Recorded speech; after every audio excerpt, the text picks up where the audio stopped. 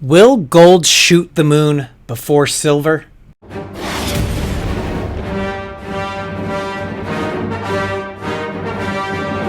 How you doing, everybody? Welcome to Empire Precious Metals. If you're new to the channel, I'm not a financial advisor. I'm a guy talking about precious metals, so please make sure you blast that subscribe button, get the bell notification click, that way you get updated with any new content. Today I am going to be discussing gold and a little bit about silver, but primarily gold.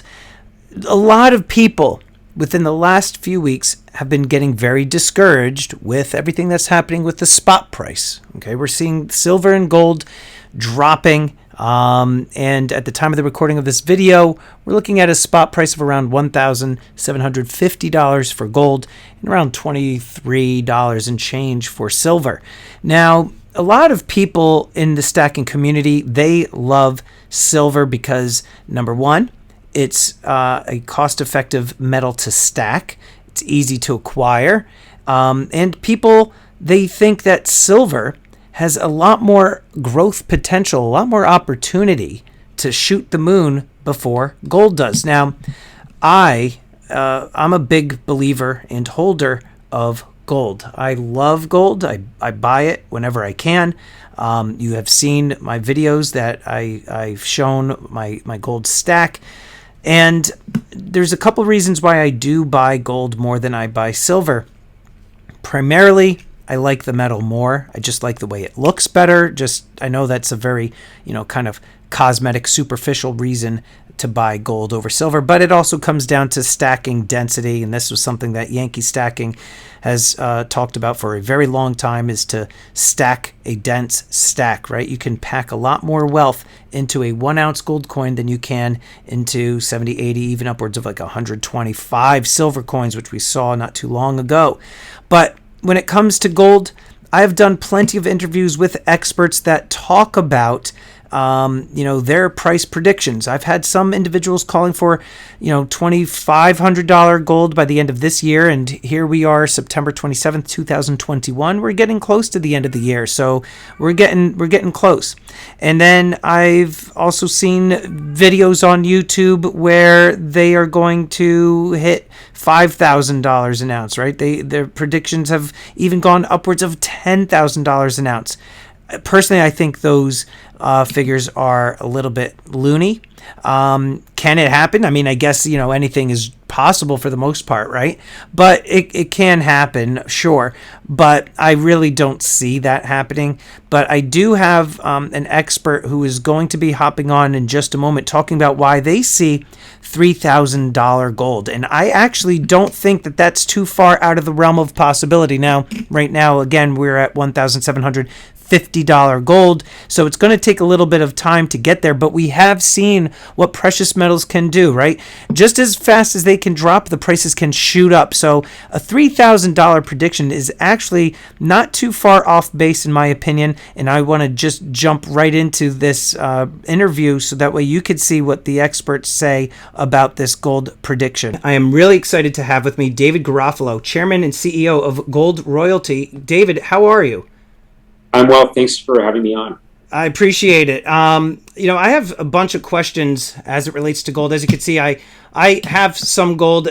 I would say pretty much the majority of my stack is geared towards gold. I think there's a tremendous value in holding this metal, which is why I've basically devoted my hobby and an entire YouTube channel to this stuff.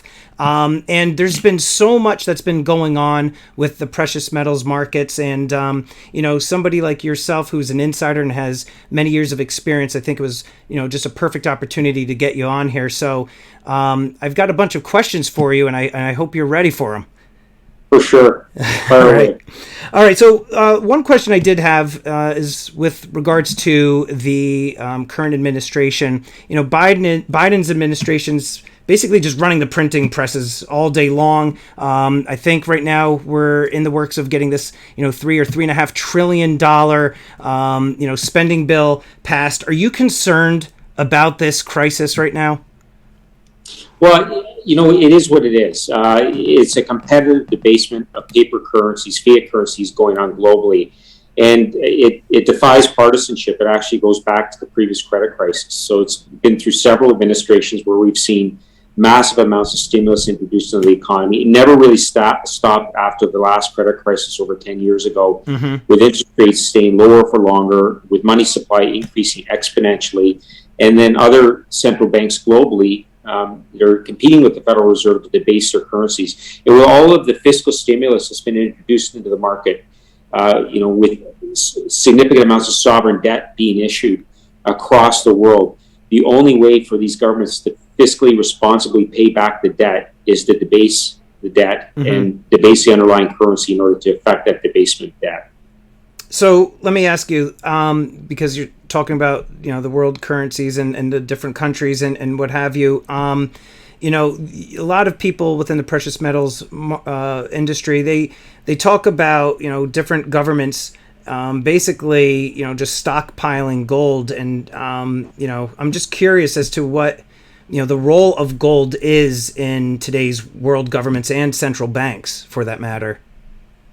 Well, it's interesting because 60% of global reserves are currently, and these are central bank reserves around the world, are denominated in U.S. dollars. That's an uncomfortable position to be in if I were a central banker, right? With U.S. actively undermining their own currency with low interest rates. There's no yield.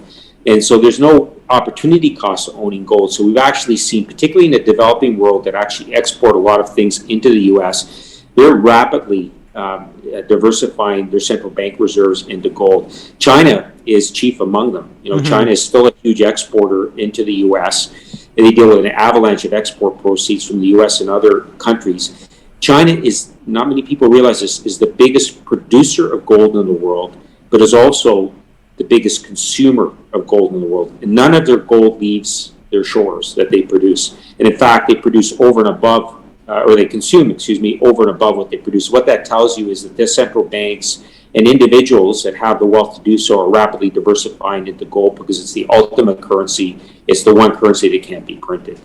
So let me ask you, and that's a great point, and they're basically just stockpiling this stuff. I've done plenty of interviews with individuals who have put their predictions out there as to how far gold is going to go. Right now, I believe we're sitting around at the time of the recording of this video with you. We're at about $1,750 for the spot price. Do you think gold's price can go much higher? Yes. I've been calling for $3,000 an ounce gold, and it's not a number I put out there lightly, nor did I pull it out of my hat. Okay. I looked at the last large inflationary cycle that we had, and we're entering that in a very, very significant fashion. It's back in the 1970s. I mean, that inflation cycle was driven by oil prices. This is different. This has been driven by increased money supply.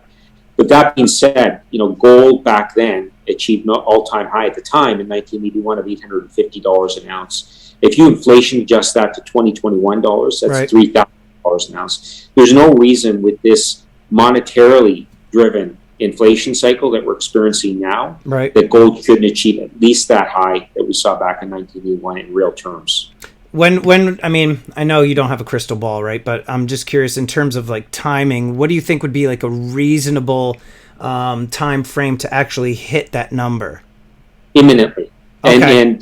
And when I say imminently, weeks, months, maybe a few short years, it could be very, very rapid.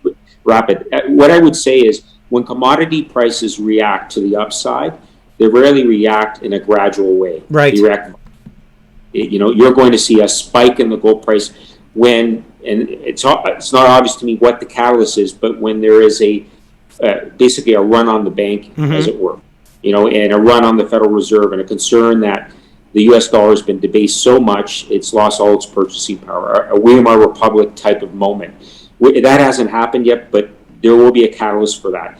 It could be a correction in the general equity markets, which are achieving new highs every day, defying the economic activity underlying those types of valuations. In other words, the multiples have been stretched beyond recognition, beyond precedent in the equity markets. And so they've gone a long way. There will be a correction, or what the catalyst for that is, whether that's the cause or the effect, I couldn't tell you, right, but there will be a catalyst. And as I said, the reaction will be dramatic and violent. And I'm not an expert by any means, but just from my standpoint, right, because I'm a stacking channel, and this niche, a lot of the individuals who create the content for the stacking community, and as well as the people that consume those videos.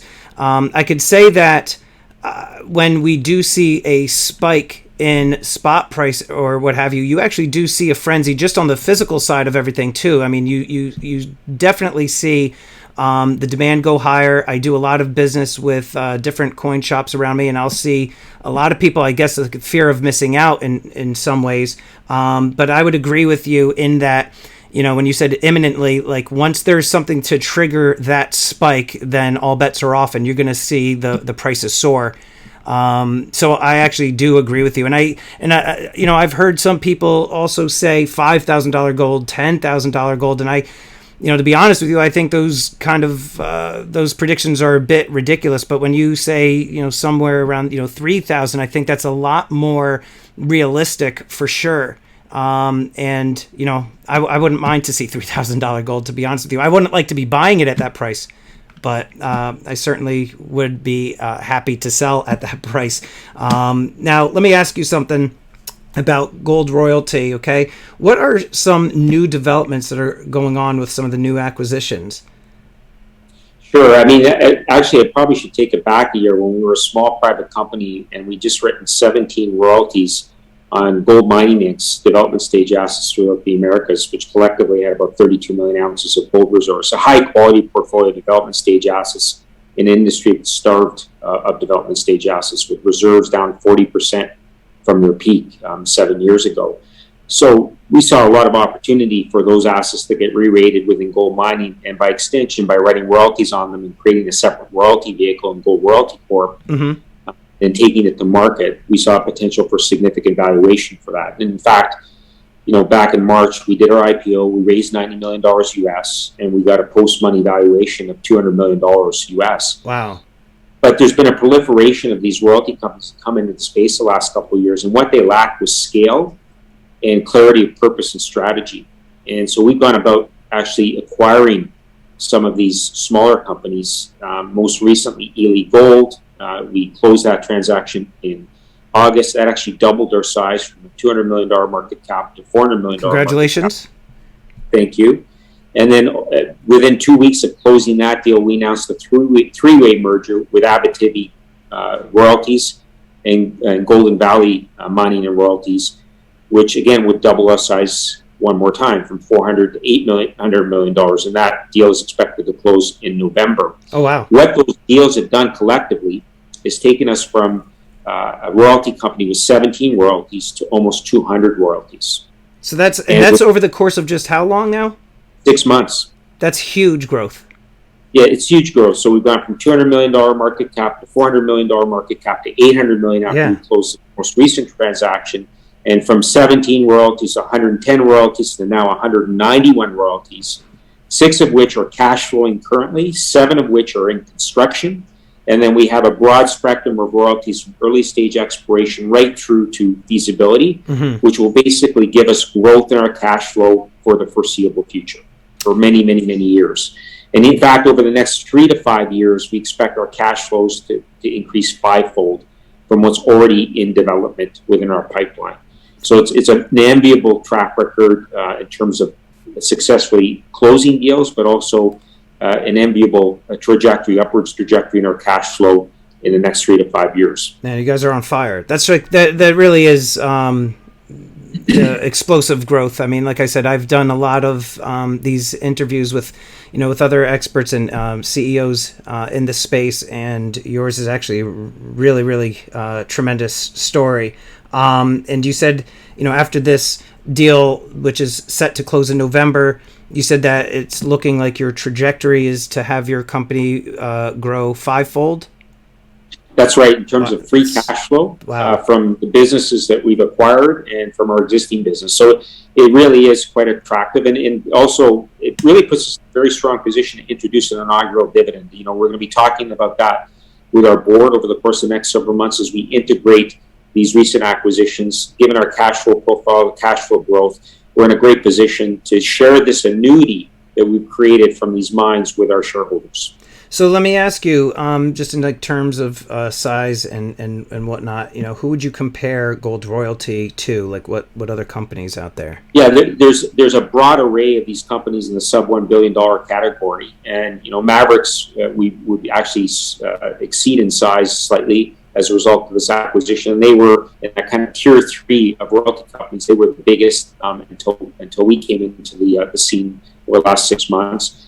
And then tier 2, you're looking at the Sandstorm, Triple Flag type companies, which are a couple of $1 billion market cap. Beyond that, then it's a different stratosphere. Then it's the Franco-Nevadas, the Wheaton Precious Metals, which are each about $25 to $30 billion market cap. Royal Gold, which is in that $20 billion category. So there's a lot of real estate between where we are today and where those big guys are, not only in terms of size, but also in terms of our multiple. Because typically those companies are trading at 2 to 3 times the underlying value of their business. And we're trading at roughly 1 times. And so by achieving scale through M&A, we believe we'll be able to significantly close that gap between us in terms of our multiple, which drives down our cost of capital, makes us more competitive as we look to continue to grow our business and add more royalties to the portfolio. I was actually going to ask you what the business model is, and you summed it up right there. It's like you read my mind. Now let me ask you another question, because, like I said, I've had many different guests on the channel, some of which are mining companies. What would you say are some of the benefits of actually having royalty stocks over miners? Well, look, the mining companies, as opposed to physical, for example, they provide you some leverage to the gold price. They make a margin per ounce of production. And if the gold price goes up 10%, their profitability could go up 20%, right? So it gives you some leverage to gold price appreciation. Also, because they're continually drilling out around their deposits and extending mine lives and growing their reserves, or they're trying to grow their reserves, you get that leverage to the exploration upside from mining companies. The difficulty with mining companies, though, is their costs tend to inflate. And so that undermines that leverage proposition because it undermines their margins even as the gold price is going up. And I think we're actually in that point in the cycle where we expect to see significant inflation in input costs, operating costs and capital costs. The reason is because we have inflation in the general economy. We're seeing really double-digit inflation in terms of fuel costs and housing and labor and things like that, all the things that we need. And I think that's going to infect the cost structure within the mining business, but also because in the mining business, there's been a significant underinvestment in new mine production, right, and new reserve additions as well. That's why we've seen gold reserves go down in the mining industry 40% over the last 7 years. They simply haven't been exploring. They've been husbanding their cash, paying down debt, giving dividends to shareholders, but they haven't replaced what they're depleting. So there's going to be an overcompensation, an overreaction to that. And I think what will happen is there'll be a rush to build new mines to replace those depleting reserves. So costs are going to go, So costs go through the roof. You know what? And it's going to happen in both the gold side and the base metal side because it's the same dynamic on the base metal side. And guess what? We use the same people, the same equipment, the same technology to operate a copper mine than to operate a gold mine. So we're competing for scarce resources. So I think there's going to be massive inflation. We saw that 10 years ago in the mining industry when there was a lot of new investment going into new mines, and we saw massive cost inflation, and we saw the gold mining equities underperform the commodity. Even as gold was going to $1,900 10 years ago, and we saw a 50% increase in the gold price, we actually saw the mining equities severely underperform that because of the cost inflation. Wow. That's why royalty players are really important. They provide, leverage to the gold price. They provide leverage to exploration, like the mining equities do, because we have royalties on the mines. If the mines grow geologically, you get the upside of that. But because our revenue comes from the top line, we get a percentage of the revenue. Typically 1, 2, 3% of the revenue from a mine site. As the gold price goes up, our revenue goes up, but we have no exposure to the underlying costs of the business, of running the mine. Right. I mean, it makes total sense. Very good points, for sure. David, I really do appreciate your time today. It's very exciting, all things that are happening with your company. I seriously am really surprised at the explosive growth, and I'm really excited for all the good things that are coming your way. I'm going to put all the information for your company down below. And Mr. Garofalo, I am looking forward to speaking with you again in the near future. Well, thanks so much for having me on. It was really nice. Thank you so much, David Garofalo, for your time. I really appreciate it. Now, do you agree with David? Do you think that there's going to be $3,000 gold, or do you think that that's just way out of the realm of possibility? Do you think silver is the way to go in terms of stacking over gold? Let us know in the comments down below. And I would like to quickly thank these elite channel supporters. And if you haven't already become a channel member, please check out the awesome perks and join today. With that, this is Empire Precious Metals. Until next time, long live the Empire.